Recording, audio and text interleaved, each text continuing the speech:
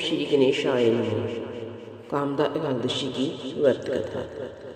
ये व्रत चैत्र मास की शुक्ल पक्ष की एकादशी तिथि को हर वर्ष आता है। इसे कामदा एकादशी का व्रत कहा जाता है। हिंदू धर्म में कामदा एकादशी का विशेष धार्मिक महत्व माना जाता है। धार्मिक मान्यताओं के अनुसार कामदा एकादशी तिथि का व्रत रखकर भगवान विष्णु और माता लक्ष्मी की पूजा अर्चना करने से सभी सुखों की प्राप्ति होती है। खास तौर पर इस दिन सुनाई जाने वाली व्रत कथा का महत्व और अधिक बताया गया है, जो व्यक्ति के जीवन में सकारात्मक परिवर्तन लाने वाली मानी जाती है। कथा के माध्यम में ये संदेश मिलता है कि सच्ची श्रद्धा और भक्ति के किए गए व्रत के जीवन के बड़े से बड़े कष्ट दूर कर देता है।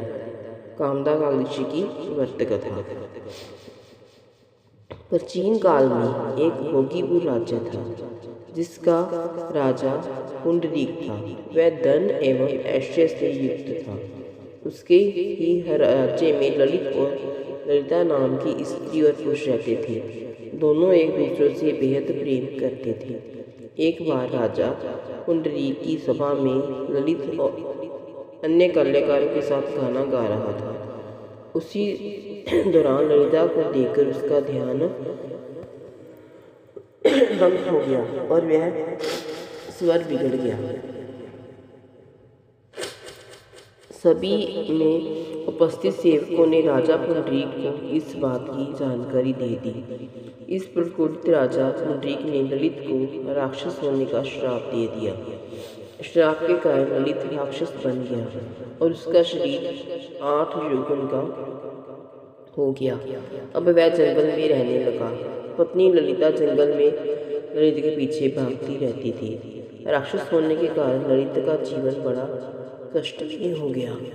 एक रोज ललिता विंध्याचल पर्वत पर गई। वहाँ श्रृंगी ऋषि का आश्रम था।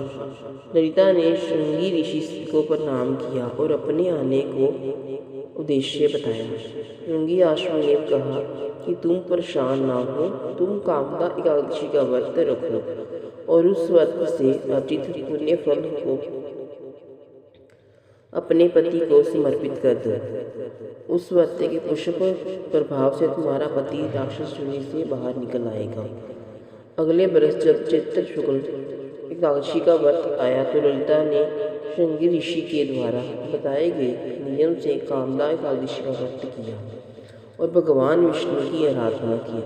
पूरे दिन कुछ नहीं खाया। रात्रि के समय जागरण किया, फिर अगले दिन पारण किया और भगवान विष्णु से इस व्रत के पुण्य को पति ललित को होने की प्रार्थना की।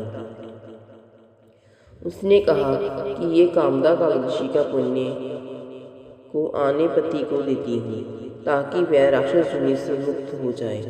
श्री हरि विष्णु की कृपा से ललित राक्षस योनि से मुक्त हो गया। फिर से दोनों साथ में रहने लगे। एक दिन स्वर्ग में विमान आया और वह दोनों उस पर बैठकर चले गए। बोलो विष्णु भगवान की जय। ओम नमो भगवते वासुदेवाय नमो।